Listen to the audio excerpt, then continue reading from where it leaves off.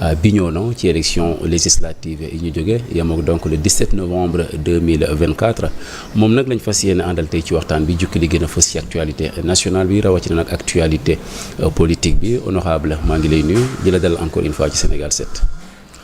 merci Birama maa ngi lay fay di rafetlu ni ngeen ma dalalee ci seen plateau bi. di nuyu ak jaajëfal sénégalais yëpp. parce que ñu ngi jógee ci élection boo xamante ne compétition bi xëccoo bi métti woon na. waaye sénégalais yi wóolu liste Pastef ba ñu jox ko majorité. kon dañuy profité comme bii moo nekk suñu première sortie bi ñu jógee ci élection dañuy profité vraiment. sant jaajëfal sénégalais yi rawatina waa Bignona. ñi nga xamante ne ñoo ma fal. maa ngi leen di nuyu bu baax a baax. di leen sant di leen wax ni gis naa taxawaay bi. parce que 21 jours de campagne boo xamante ne da nga ànd ak waa comité électoral bi nga ànd ak tous les démembrements du parti ak alliés yi. su ma neen démembrement du parti waa JPS ñu ngi ci. ñu amoon taxawaay bu am solo ci biir campagne bi waa Mosip waa Maggi Pastef ñoom ñëpp daal dañ leen a sentir suñu ginnaaw. ba tax na ni tey bu ñu ñëwee mu nekk suñu première émission après élection bi. dama leen di rendre un vibrant hommage. di leen wax ni seen taxawaay rafet na te ñun duñu mus a fàtte ni ki waa Bignona ñoo ñu fal. lépp loo xamante ne seen préoccupation la dinañ ko jëm a wax ci assemblée nationale su ko defee ñu jëm ko saafaral. très bien honorable 130 députés. pour la première fois Pastef di dem en solo comme ni ñu ko waxee ci élection en tout cas fii ci mim réew ngeen am lu toll ci 130 députés qu'est-ce qui a été déterminant ba ngeen def exploit bi ñu toll. oui li tax daal ñu mun a am ñi am 130 députés yi. man je crois que c'est un travail en amont boo xamante ne parti bi ñu ngi ko doon def. njëkk a jóg nit ñi. parce que bokk na ci leen opposition bi di jiiñ comme quoi que da ngeen teel a jóg njëkk a jóg. en tout cas def genre hold-up yoo xamante ne par exemple quand le président Diomaye avait eu vraiment l'avis du conseil constitutionnel def ko nëbb ak nitam est-ce que loolu la li ngay wax. non loolu wax ju yàqu la man su ma ne c'est un long travail en amont boo nekkee dans la scène politique. nga mun a def ay jàngat ci évolution Pastef lii nii du la bett. Il faut se rappeler que ci 2017 président Ousmane Sonko moo fal woon avec le plus fort reste. N'est-ce pas. ñu ñëw 2022 ñu am avec dans le cadre de la coalition Yewwi ñu nekkoon en ballottage ak le pouvoir qui était là la majorité présidentielle de Macky Sall à l'époque. N'est-ce pas. ñu nekkoon en ballottage ñoom ñu raw ñu benn député boo xamante ne dañ ko dem négocier am ko pour ñu am 23 ñun ñu am 22 dans le cadre de l'intercoalition Yewwi Wallu kon ñu xamoon ni ki liggéey amoon na te loolu ñu bëri ñu ngi doon wax te looloo am c'est le leadership de Ousmane Sonko qui a tiré la coalition Yewwi Wallu ba ñu amoon loolu ñu ñëw à la présidentielle. ñu fal un candidat de Pastef dès le premier tour avec 54%. kon bu ñu ñëwee tey ci élection législative. bu ñu amee 130 députés man damay naan sa tuuti na mënoon nañu am lu ko raw. Ah bon? Bien sûr que oui kon boo xoolee l'ascendance yaa ngi gis ni Pastef fu mu jógee ba fort reste ñëw ba fal président au premier tour face à une forte coalition qui était là de Benno Bokk Yaakaar. kon tey bu ñu demee ba am 130 députés warul bett kenn. et ban rôle la ci transhumance joué te loolu da ngay wax. le président Ousmane Sonko président du parti Pastef les partis mu am rôle bu rëy bu mu ci joué. président Ousmane Sonko dafa doon woote ñu def politique autrement mu bañ a méngoo ak lu ñu doon wax ñee chaque fois day faral di wax ni ki un homme politique c'est un parcours et un discours. te day taxaw di naan discours bi dafa war a méngoo ak actes yi ngay poser loolu sénégalais yi gis nañ ko. le président Ousmane Sonko dafa def un travail d'éveil de conscience maanaam askan bi dafa doon liggéey pour que nit ñi intéressé wu à la chose politique à la chose publique. donc boo xoolee avant dañu doon wax jeunesse bi day soow nii rek waaye du intéressé wu ci affaire politique mais avènement Ousmane Sonko dafa changé lu bëri donc dafa dem ba ne moom la force motrice du pays qui est la jeunesse il faut que d'abord mu yee leen éveiller seen conscience pour que ñu intéressé wu sur la chose.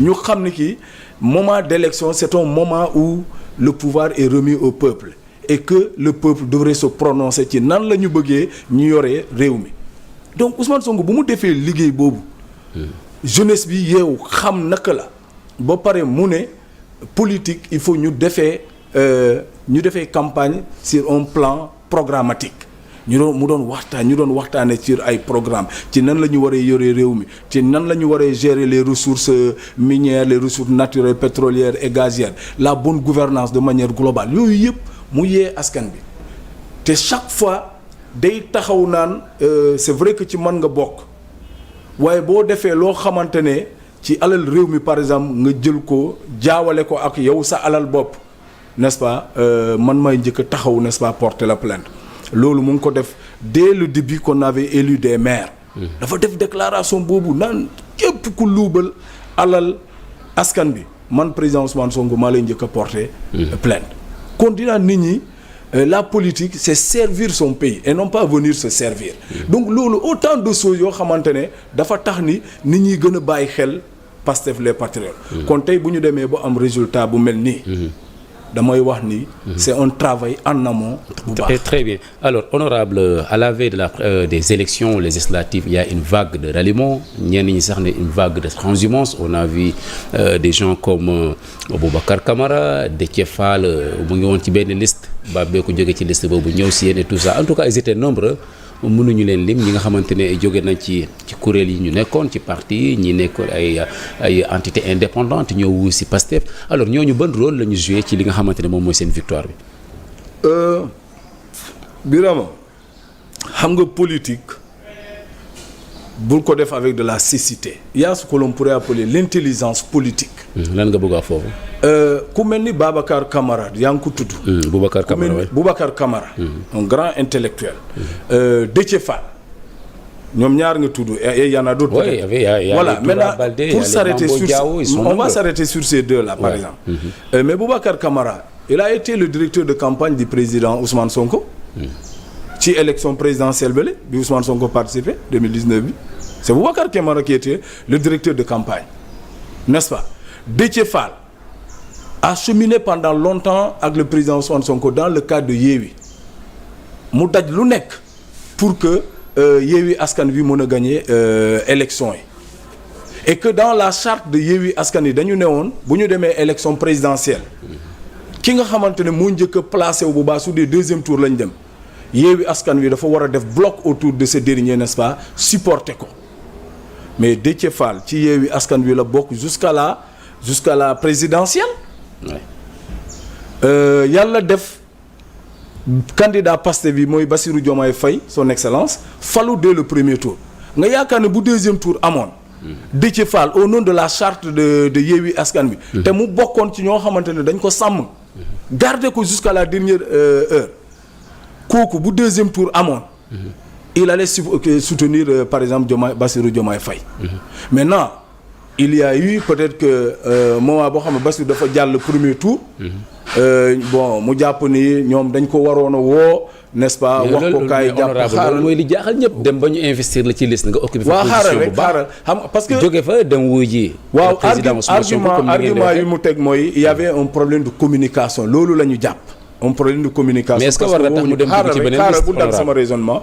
parce que man dama jàpp ni foofu sama damay ne moom peut-être def na tuuti erreur. même bu ko président Ousmane Sonko woowul wala Diomaye. moom mën na jël téléphone am woote pour féliciter.